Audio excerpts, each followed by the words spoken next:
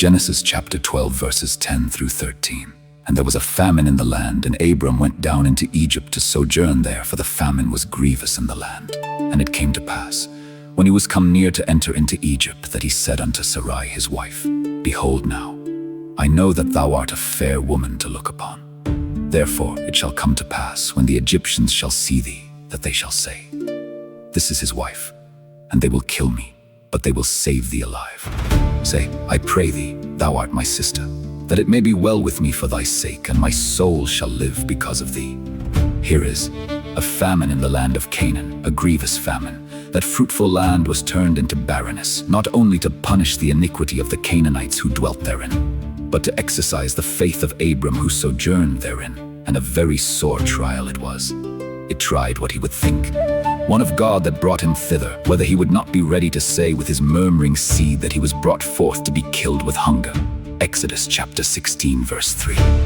Nothing short of a strong faith could keep up good thoughts of God under such a providence of the land of promise, whether he would think the grant of it worth the accepting, and a valuable consideration for the relinquishing of his own country, when, for aught that now appeared, it was a land that ate up the inhabitants.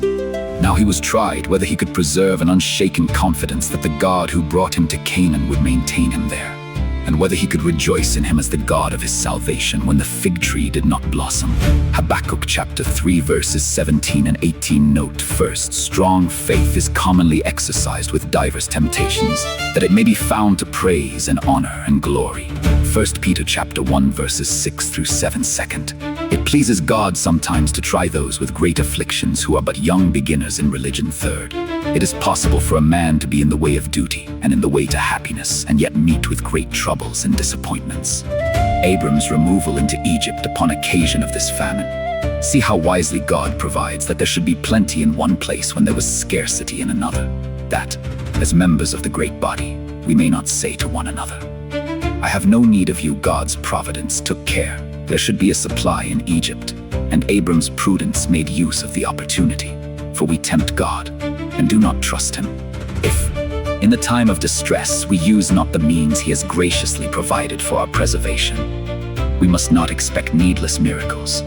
But that which is especially observable here, to the praise of Abram, is that he did not offer to return, upon this occasion, to the country from which he came out, nor so much as towards it.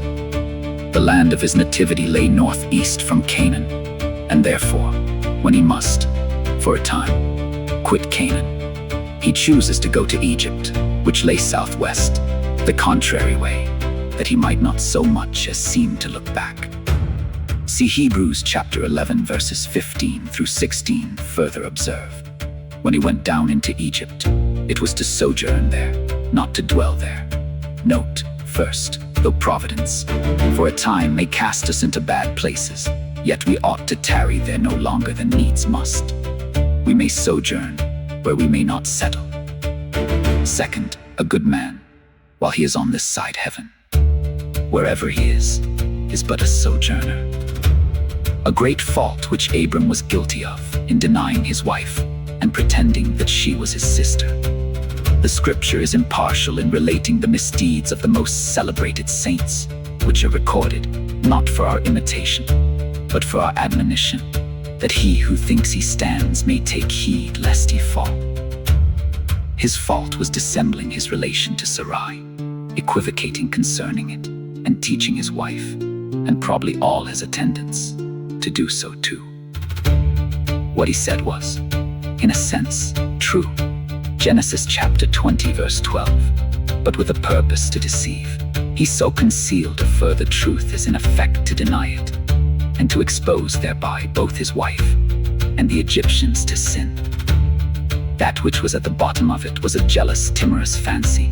He had that some of the Egyptians would be so charmed with the beauty of Sarai, Egypt producing few such beauties, that, if they should know he was her husband, they would find some way or other to take him off, that they might marry her. He presumes they would rather be guilty of murder than adultery. Such a heinous crime was it then accounted, and such a sacred regard was paid to the marriage bond. Hence he infers, without any good reason, they will kill me. Note, the fear of man brings a snare, and many are driven to sin by the dread of death. Luke chapter 12 verses 4 through 5. The grace Abram was most eminent for was faith, and yet he thus fell through unbelief and distrust of the divine providence, even after God had appeared to him twice. Alas, what will become of the willows when the cedars are thus shaken?